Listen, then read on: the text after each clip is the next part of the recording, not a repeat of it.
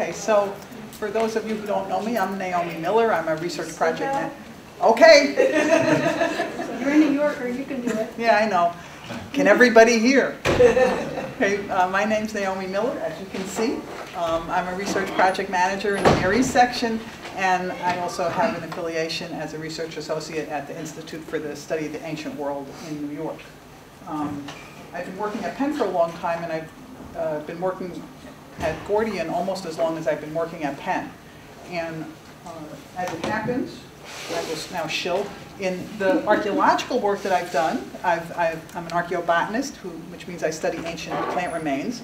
So for the archaeological work that I've done, this book, a hot seller, lots of data. Anyway, this is available for sale for those who are not from me. And then I would also like to shill for this other book of my watercolors, which has many images of Gordion and other sites that I've worked on over the years. But I think I will just start now, and if anybody has any questions, then you can always ask me at some point. So this talk, I decided to concentrate really on the work that I've been doing for the past 16 years or 17 years at Gordion. That's, instead of being involved with the archaeology, I've also been thinking about historic preservation and landscape preservation. And because I'm an archaeobotanist, my approach is through the plants. But there are a lot, but the plants, there are a lot of implications even if you just pay attention to plants for broader issues of historic preservation. So, first of all, one of the things about plants is they're gonna grow. And if you have an open air site, this is along with gardens, of course, if you have a glass house, you're not gonna get wild plants growing in, but then you have issues of vegetation maintenance and management. In an open air site, obviously, along with gardens, has a lot of maintenance issues. And a site like Hokia Mound State Park in Illinois, near the Mississippi River, there too they have, it's an open air site, and there are a lot of issues about maintenance of the grounds, because in this area naturally would be a forest. So if they didn't do anything, you wouldn't be able to see much of the archaeological site. And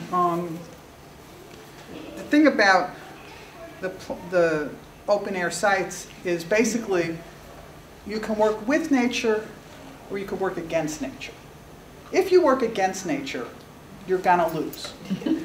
If you work with nature, you may or may not lose.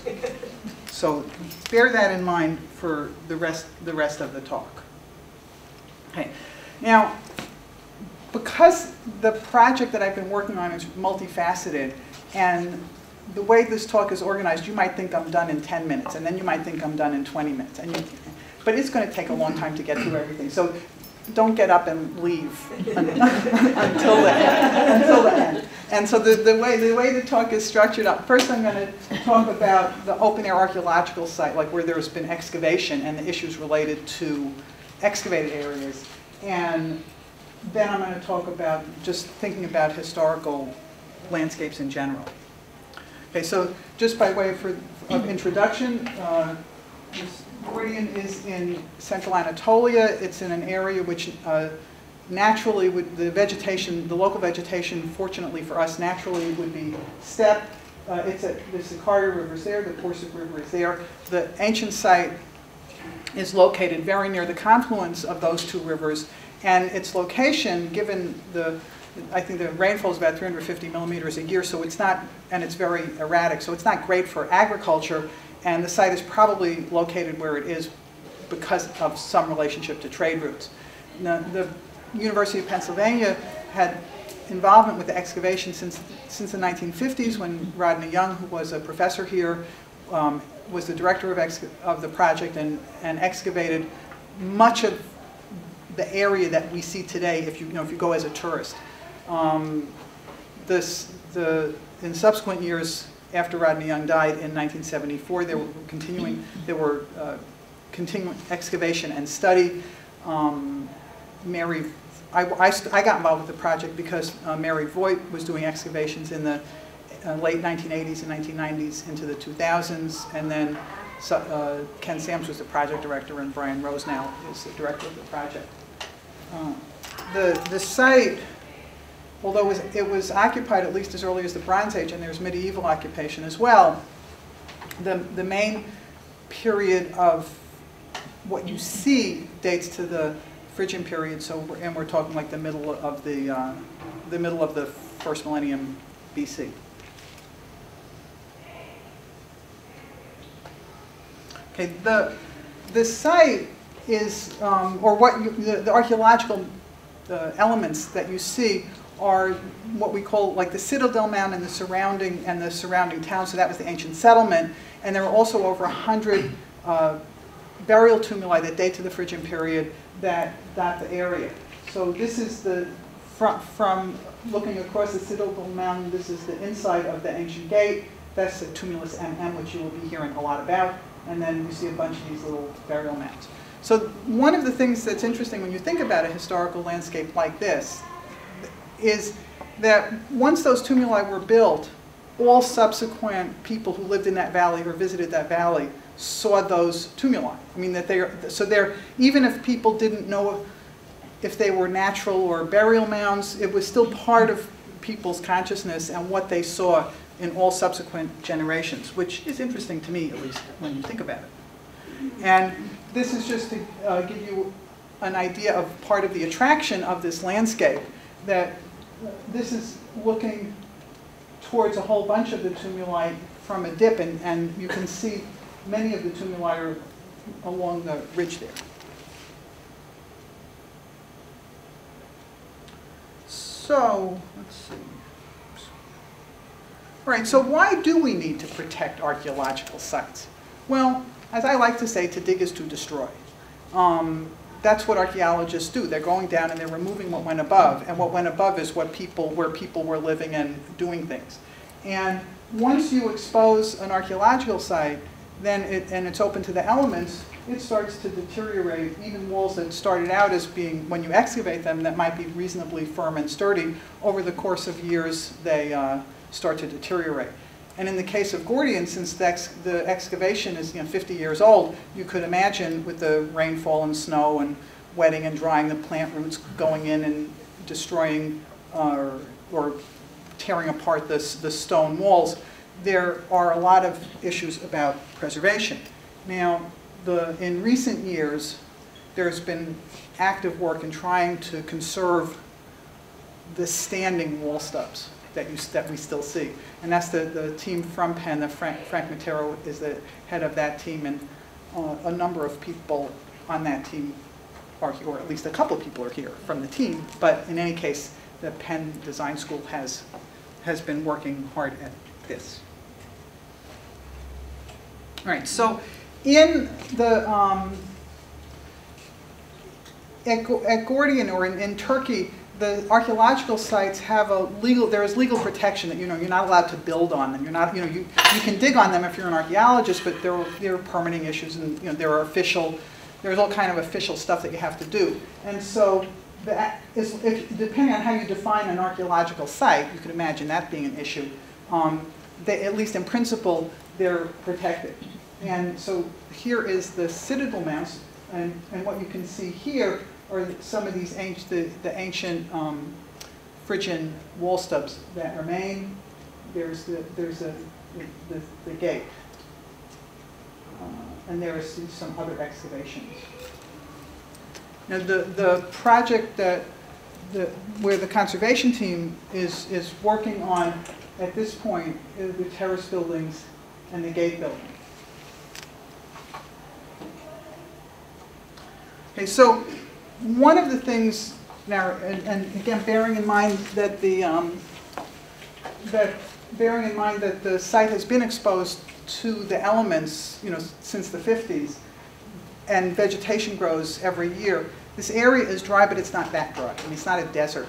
And so every year in June, when the team goes out there, the project pays a bunch of women to basically cut down all the weeds. They don't uproot them because that could disturb the walls, and they don't burn the vegetation. And every year they have to go back and do it again.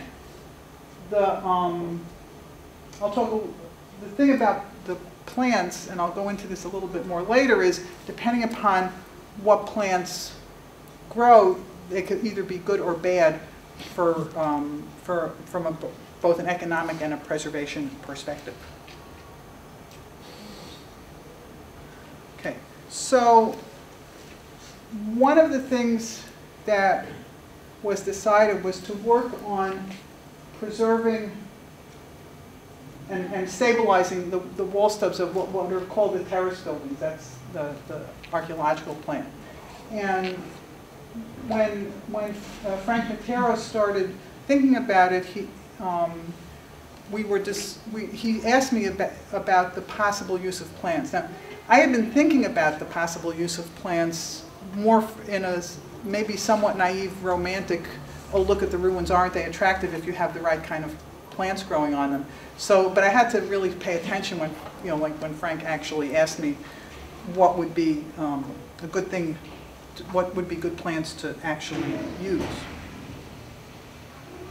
One of the things that you can see is that the plants, there was a little bit of rebuilding and stabilization, and then these were covered with clay. And the reason the wall stubs had been covered with clay, this is some years ago, was to keep plants from growing. In other words, instead of having it be open, the clay was going to be a cap that would be very hard for plants to get through. Well, that took about a year or two. And so as you can see, now these particular plants, they're little grasses that are about this big. They're annual grasses. And they're not going to hurt, the roots don't go down very deep, so they're not actually hurting anything. The problem is that you could have other kinds of plants that would establish themselves that would have deeper roots.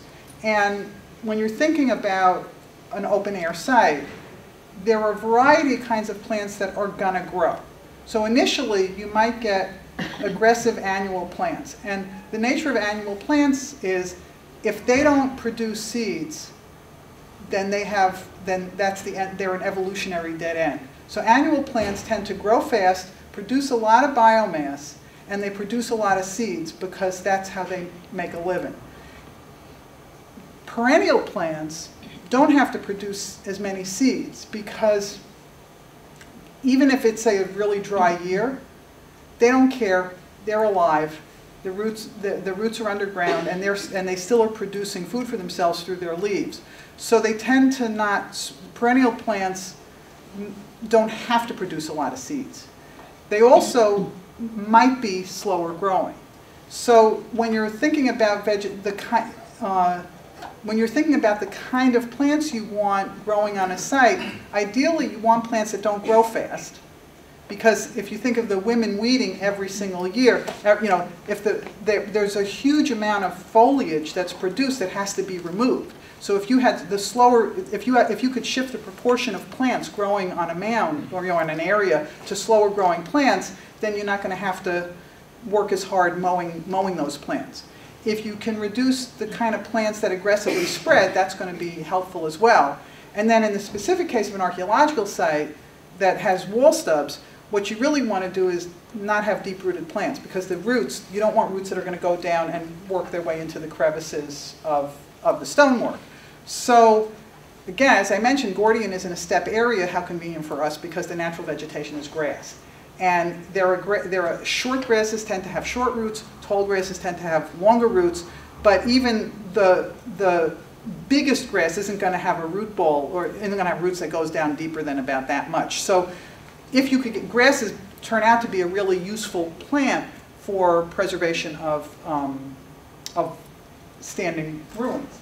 And as you can see in this area, the grasses can do very well. And I would like to point out, they can be very attractive.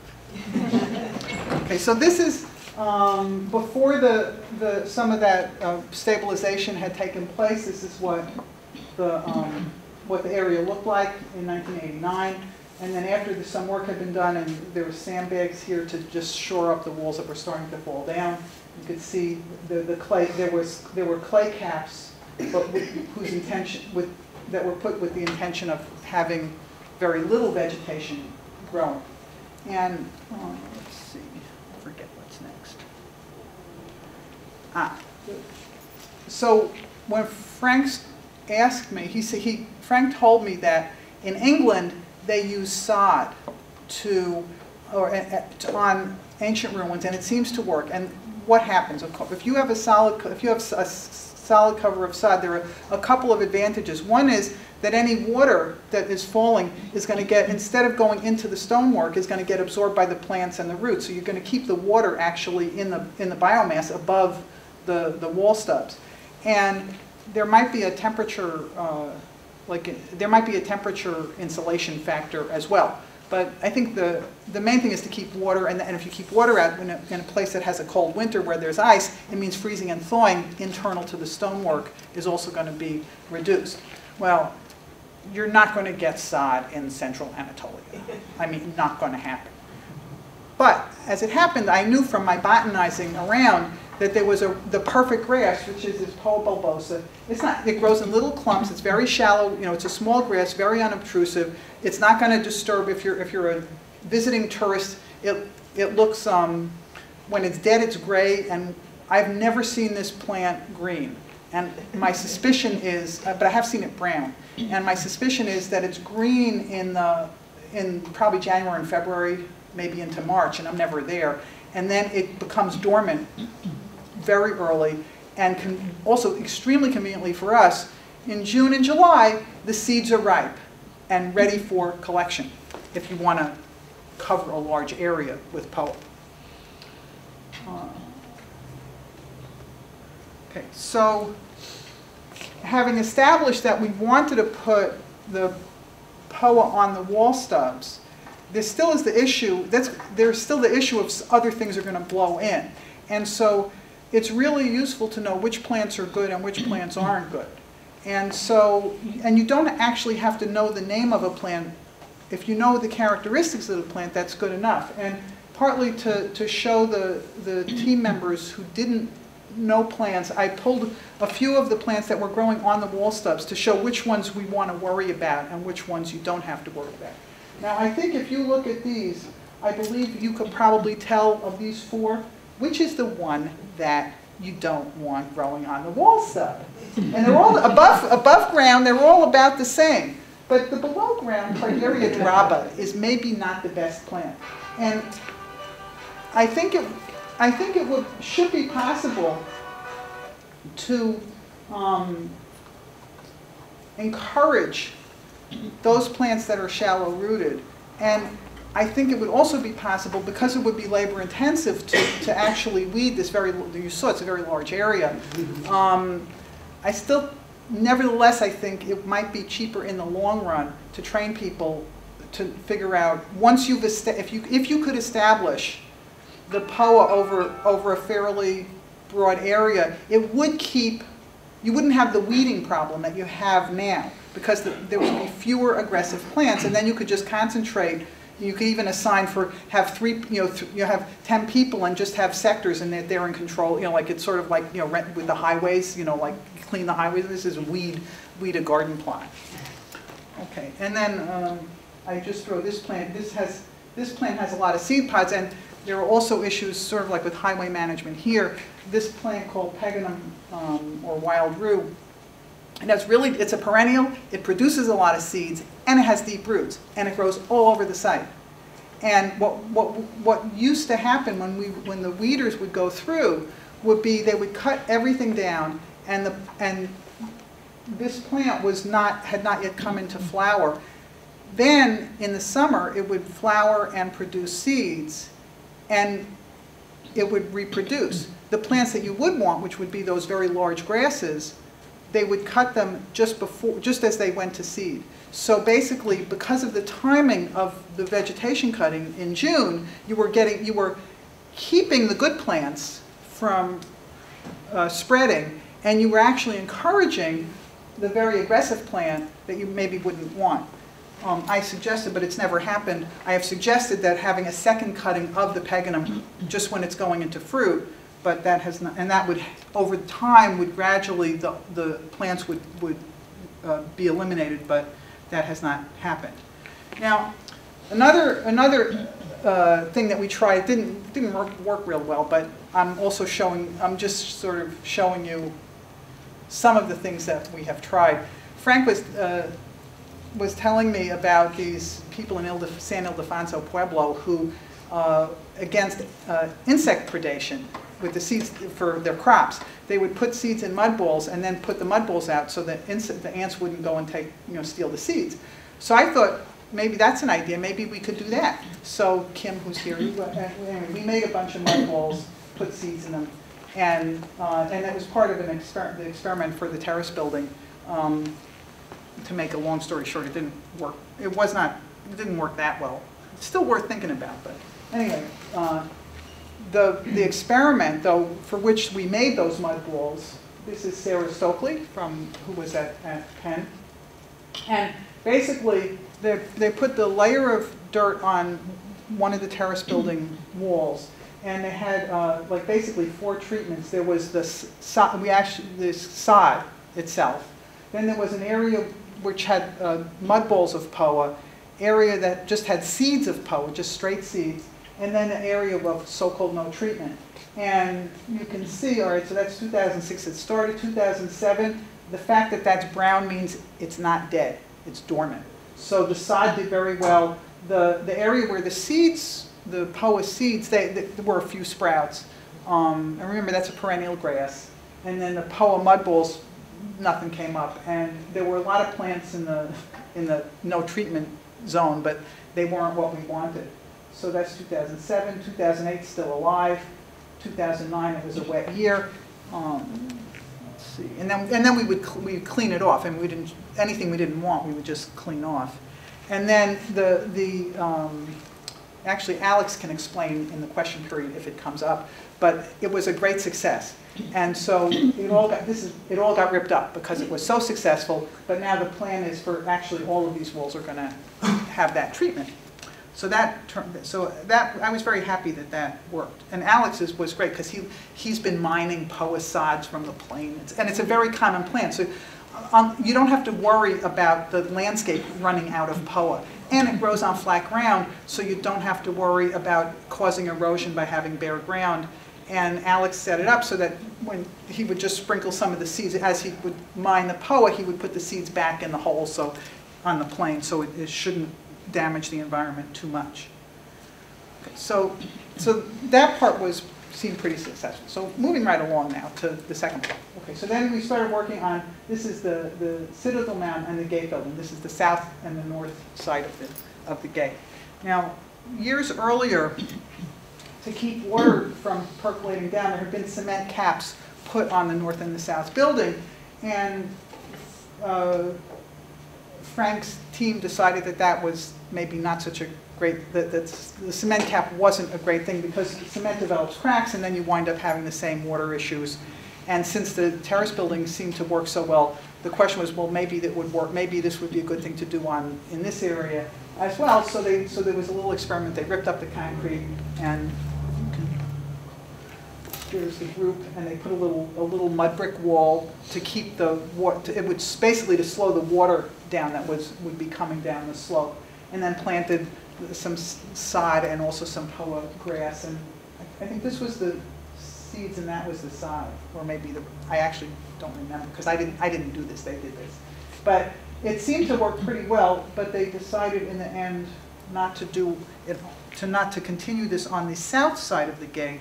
But then they decided, this is what it looked like in 2009, the north side, and this is in 2010 they decided to just forget ripping up the concrete, let's just try reducing the water seeping down through the cracks in the cement. And so this is Alex's extremely neat handiwork, right? And so we don't know how this will work out because this was done in 2010.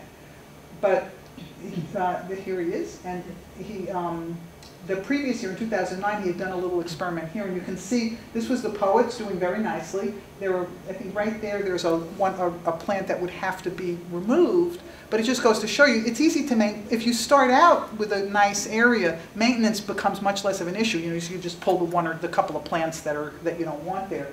And this is an area just to show you that this is natural. I mean, this is just nobody did anything, and the plants are just growing. And the plants, for the most part, are mostly just these grasses that are fine. But again, selective weeding would do a lot, so you wouldn't even have to rip stuff up and start again. Okay, so another thing that happened last year was, this was, I don't know if you recall from, probably not, but from the excavations of the 1980s, we had dug down into the Rodney Young's excavation area, into this central area. So because we're done with the excavation in that area, they decided to fill it in, and also would make it much easier for tourists. Gordion is a very hard site to read if you're a tourist. I mean, even if you're an archaeologist, I can tell you from experience, it's hard to see where you're at.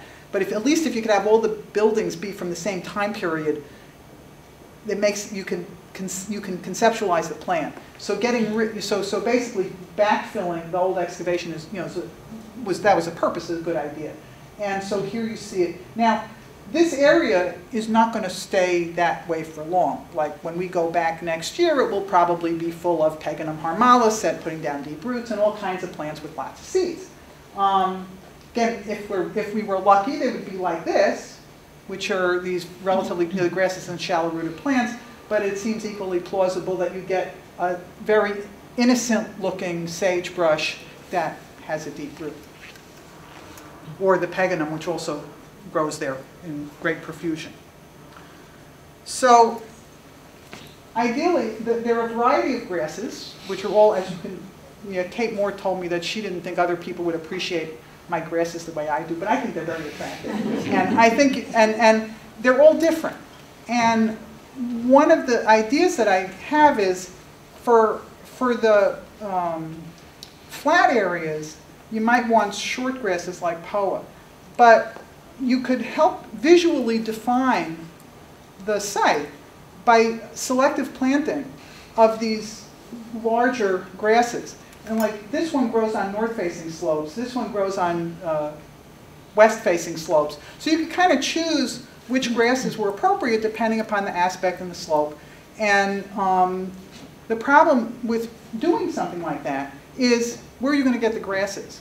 Right now, because of overgrazing, there's not much out there in the general environment, and it would be totally irresponsible to mine the grasses as we have been mining the poa. And one of the ideas I had was that if we could figure out a way to develop a local nursery industry, there would be a way to bring, you know, that if the project would promise to, you know, if people could grow, and they'd have to prove that they were growing it and not stealing, or not taking from the environment. If people could grow these grasses, then they could be purchased by the project and then planted on the site as appropriate. And because the grasses grow extremely slowly, like, you know, 10, 15, you know, maybe 10 or 15 years, if we want to do that, we have to start setting it up now. But, okay, so this is just to show you a little bit in a bigger picture, where I think there's all kind of plants that when we go, you know, when the team goes back next summer, this will probably all be covered with, depending on the weather. If it's a wet year, it will be full of really aggressive annuals. If it's a dry year, it will have less vegetation on it, and therefore more subject to erosion. Because one of the things that plant cover does, of course, is prevent erosion on slopes. But I think you can see the vision is to have these very attractive grasses growing on the slopes and growing in the center, and again, planted appropriately. But it would take, this area is so big to develop, to grow enough plants, and also they're plants, they grow. So what, if you planted them in a small area, they would eventually fill in and spread. But you would have to, again, plan ahead if you wanted to get any kind of reasonable coverage. Okay, so that's moving right along to the area and the region. Even where we haven't excavated, and therefore haven't exposed wall stubs. There are a lot of very interesting archaeological monuments, not to mention, here's Tumulus MM, another tumulus, there are a couple other guys that are hard to see.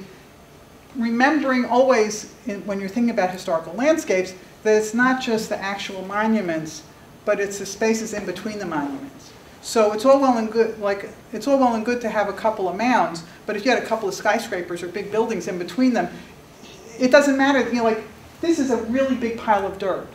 And by itself, it's meaningless. And by itself, there's no aura of mystery. I mean, all of the things that you think of that would be of touristic interest aren't going to work very well. It just is a really impressive pile of dirt. If the village completely surrounded this area and they plowed down or destroyed, built on the smaller tumuli, it would just not be the same landscape. So this is for the Tumulus MM part. This in the 50s when the tomb was tunneled into, so this is not the entrance to the tomb in antiquity, this is the way it was gotten into by the archaeologists. And what they found was a wooden structure. Here's Richard Liepard, who has been studying it and who has been extremely helpful and supportive on the eco park angle for the which is my work for the outside of Tumulus. Anyway, this is what it looked like when it was excavated. Didn't find a lot of gold in it, even if it was King Midas, King Midas' father. But still, there was a lot of nice stuff, which you can see in the museum in Ankara. Anyway, so now though, again, I told you this talk is not about archaeology, it's about today. So as a tourist, you go in here, and then you can see the outside of the tomb chamber. And you could also, if you wanted to, if you were so inclined, you could actually walk around it, the mound. Well, in 1992, Keith DeVries, who was used to be a professor here, he knew about this little area that he said, oh, years ago I went to the grassy steppe, and maybe you would like to see that. And the grassy steppe was a little piece of relatively undisturbed land. It wasn't farmed and it wasn't grazed. And it was extremely attractive, as you can see. Bushes, really nice flowers, lots of grasses, remember grasses. And it was about an hour, 45-minute or hour walk from town. No tourist is going to go here even if they knew where to go. It's just too far. But I remember thinking, gosh, wouldn't it be nice if the plants are so nice here, and wouldn't it be nice if you could get that kind of vegetation closer to town so that people could see it and appreciate it, bearing in mind that Turkey is it's not just the crossroads of civilization, it's also the crossroads of a lot of vegetation zones. And the flora of Turkey is extremely diverse. It's not like the rainforest, but for an arid region, it has a very diverse flora. And the plants are really interesting, just in their own right, independent of people and archaeology. And it was very inspirational to think, gee, it would be nice to get plants to grow close to this town, but I really, what are you going to do?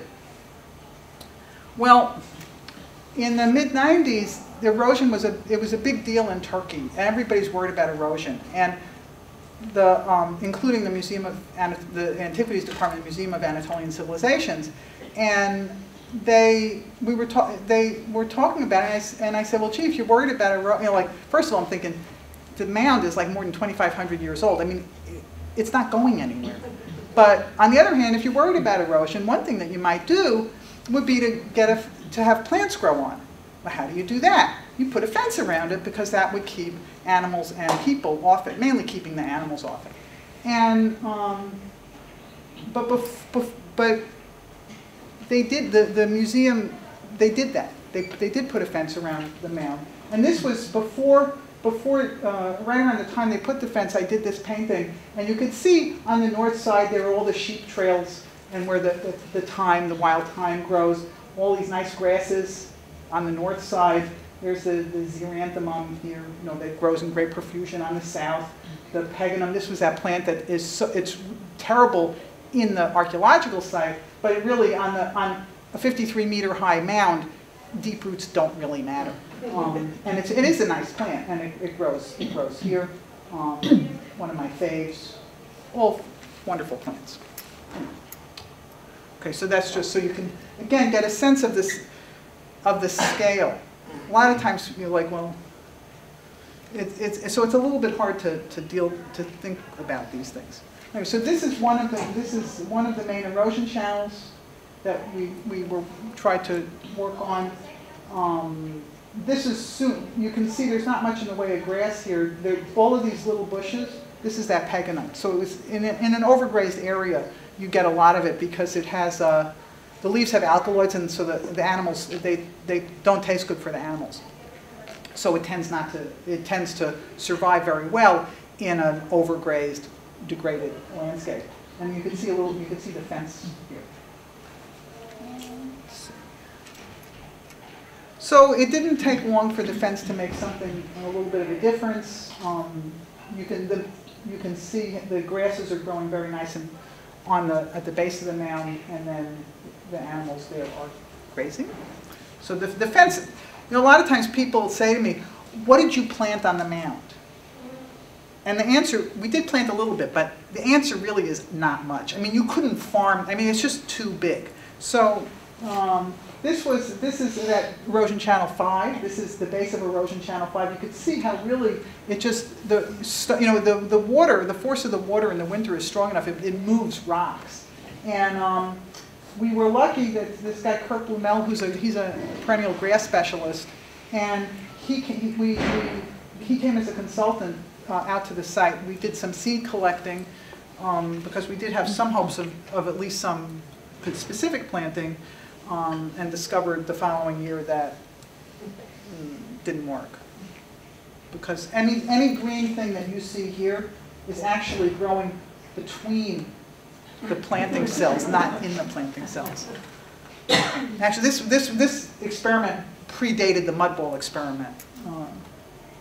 Anyway, but one thing, when we were walking around the mound, since the erosion channels were that was really the big issue. So at the time, so Kurt explained to me, you didn't want cement sluices because water seeks its own level. You wouldn't want to brick it up. You wouldn't want to use stones. And so I started thinking, what about mud brick? And because I'm thinking the mud brick will melt in place instead of getting pushed down from the force of the water. And so he thought that was a good idea. And because he's an expert, he had ideas of how to set them up. So this is how we set them up, with 5 centimeters between. And we actually sprinkled some annual seeds so that would grow fast. And I figured once you get plants growing, then it stabilizes the soil. And I have to say, it worked like a charm. I mean, it was almost instantaneous. It was amazing. And the trouble is that this is a very big area, and this is a very small. I mean, like this was just one little area that we were able to use bricks on. So the mound is really soft, so you don't want to walk on it, and you can't bring it up. Everything is manual labor. So basically, it's not a major solution for a lot of things. But it was an interesting try. A couple of years ago, this is Zakaria, who's the guy who sort of keeps in charge of things when we're not there. We didn't give up on the mud balls, so there was this little area here on the slope of the tumulus. You can see this bush. That is root. So there's rapid current erosion. And so we tried to do a little mud ball experiment there. It didn't work. And the reason we didn't try to brick it up, which would be, that would be, why don't we use bricks? This is that spot.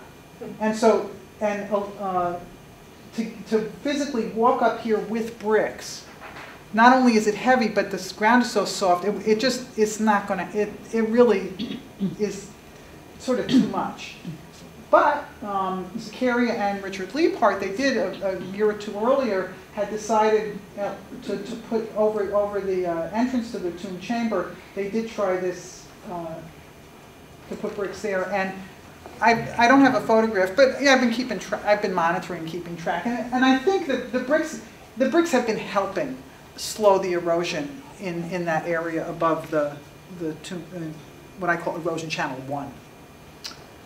Okay, so I don't do it every year. Like in 2003, I was unable to go to the site at all. And I forget which year, one of these years I didn't go in June, I went in July, so that the numbers aren't exactly right. But basically, I typically will go in June and spend the first like 10 days or so of my visit doing vegetation monitoring on the tumulus.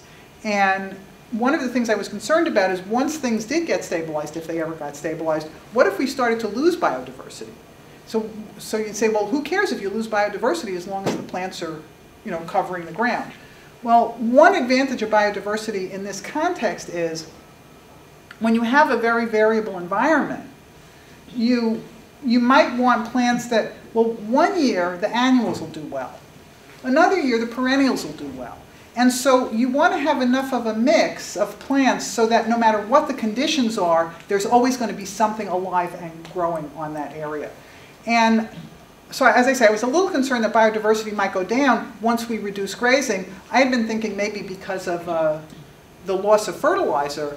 But in fact, when I talked to a range management specialist, Hussein Faringio Liu, he said actually one of the reasons you would want grazing would be, especially for spreading the grasses that we really do want to grow, is that the sheep, just by walking on the ground, they actually will help tamp down and help bury the seeds.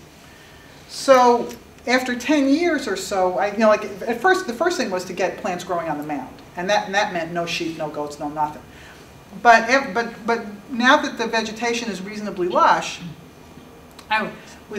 we were able to make arrangements thanks to Aisha Salzman, who's another team member, she's very well connected. She knows everybody in the village. She knows the shepherd, she knows the mayor. I mean, she knows everybody. And she knew just the guy who had a flock who was willing to graze his sheep on the mound. So this was that year, 2009. And so that's part of our management plan. And also an advantage of having the sheep graze would also to get rid of some of the excess vegetation against fire and stuff like that. Okay, so you can see, worked like a charm. And I learned from our geomorphologist, Ben Marsh, the term the angle of repose. You will notice that whether it's natural or artificial, there is the angle at which the dirt stops eroding, especially if you have plant cover. And people sometimes say, like as I say, what did you plant? I didn't plant anything to speak of, but you just let nature. This is in the category of you can work with nature or against nature. You work with nature, and you don't have much of a problem. And I think in antiquity the mound probably looked more like this because you can see it for miles around, and they didn't fence it. But we're not trying to reconstruct the ancient experience. This is really it's a somewhat separate issue. Okay, I'm going to quickly zip through the museum garden, which is right there. The botanist, Majid Viral, who works at Gaza University, he and I have been collaborating on trying to get a little demonstration garden on the theory that people don't walk, and also you can label the plants if they're in a protected area. So we basically, here's Zakaria again, who was helping out a lot. We tried, this was a mud ball experiment. We also, Majid came at the right time. Since he's based in Ankara, it's easy. He came out with a couple of students, and they actually ripped up some plants. Well, actually, Zakaria ripped up the plants, it looks like, and they planted a few things. Then, when I spend a few days weeding the garden, because at this point I can't really explain to local people what I want to keep and what I don't want to keep. So for now, you need an expert to weed the garden. At some point, that might not be necessary. After 1 year, Majid, he said, why don't we have a gypsum garden too? So we arranged, and thanks to Ken for funding it, the trucking in of this much gypsum soil from the surrounding area, and Majid then got plants that are happier on specializing on gypsum. And then you can see how nice that looks. And then these are plants which we didn't, they were probably just either in the seed bank of the gypsum soil that got trucked in, or plants that grew in, that blew in and that like gypsum. So these are a couple of plants. This one's very common as you walk about. This one is not very common, and there it was just growing on its own. We didn't plant it. And oops, my idea of gardening is you let nature do the work, and then you take out what you don't want. I mean, it seems like it's less labor intensive. Okay, so moving on to the next section, which is now the much broader region and the eco park. So welcome to Midas World. Okay, so now this is the moment of truth.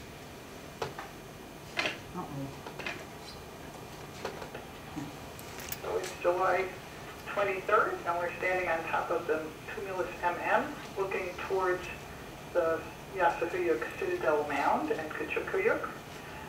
And as we turn around, there's the dig house right in the center. You can see the village facing west towards the pine forest at Mahalachik. You can see the village mosque. Moving right along, the suburbs of Yasaviyuk. To the north there is Kuzlarkayas, the gypsum cliff with a tumulus and the former grassy steppe is moving into view. You see Chili Dog Mountain off as we're starting to head towards the east. And then still going around, and then coming up was the field of tumuli at the entrance to the village of Yasaviyuk with Dua Tepe in the background. You see tumulus P in the foreground, and then the tumulus ridge to the south of the village. There's the museum garden and the museum. The dogs are barking. Here, back again to tumulus, to the Citadel Mound. That just give you very few people get to go up to see the whole landscape like that. But I hope you get a sense of like the region that deserves protection. It's the land between the tumuli. It's not just the tumuli themselves. Okay, so what's next? Well, the plus ça change, plus c'est le même chose. One of the things that is really important to realize is that stasis is temporary. I mean, change is, things are going to change. And it's not just because of the plants here. You see, I went as a tourist in 1982. They were just building the water tower. This is the area that's shown in here. So the gendarmerie, the Gordion picnic, the little restaurant, was just beginning to be under construction. Everything changes all the time. And development really happens pretty quickly. You also have a lot of irrigation and irrigated development as well that encroaches on the tumuli. There's a little bit of tomb robbing, but not a lot. Yeah, this is that tumulus that somebody relatively recently had robbed. Oh, and this guy who you've been seeing a lot, that's Mac Marston, who also works on the project. The museum decided that tumulus P, which is this tumulus, that tumulus that you can see from the mound, the museum, it had been excavated by Rodney Young, and they decided to backfill it. And I've always thought it would be nice, it's so close to the museum, to have a little pathway. And then this is the best spot from which to take pictures of the Midas. It's a great view of the Midas tumulus. And so I always thought it would be nice to have a little pathway up here. And that way people wouldn't be walking on the mound. You could direct them to walk on the backfill. And I've always thought that would be a nice thing to do. Oh, and then this is Richard. He knew Photoshop. It was a new thing for, and he and I were working together, and so he came up with this plan. No, 2004. Not much has happened since then, but we proposed this to the museum and to the project, and just so you could see, you know, like having, if not, maybe not, Richard's against fences, but having some kind of barrier or some kind of actual protected area. So, and then this is all Richard Leapart's handiwork. So it's in the looking south. This is looking north. That's looking south. So everything's reversed. But you can kind of get a sense of the minimal protected area. I mean, totally minimal. It would be nice if there was a bigger area protected, but it doesn't matter.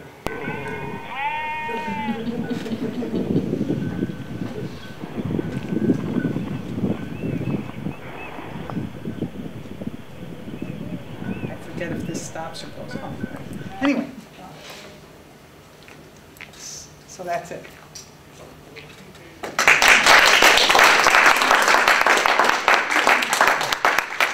So I'm happy to take questions.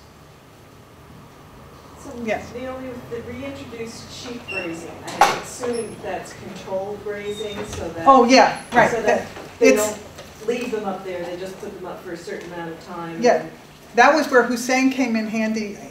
It was basically 100 sheep for a week before the rainy season.